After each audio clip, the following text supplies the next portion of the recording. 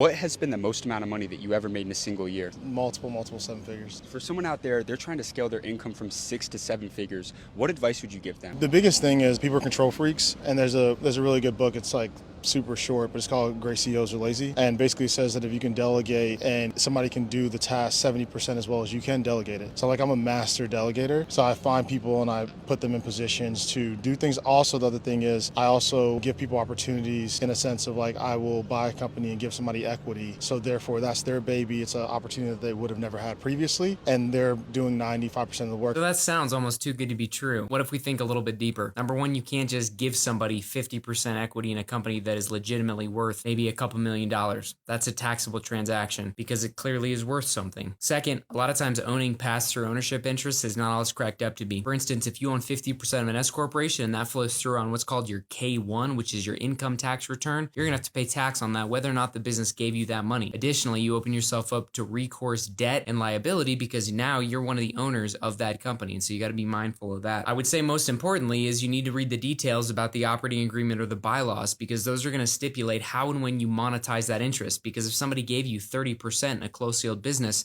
that sounds great, but the question is when does that turn into money? Because you're not able to determine if and when you sell. I prefer a structure where you give people some of the profit annually, subject to vesting, which is in everyone's long-term best interest, and then you couple it with what's called a sale-only bonus. That sounds interesting? Follow my content and check the links in my bio.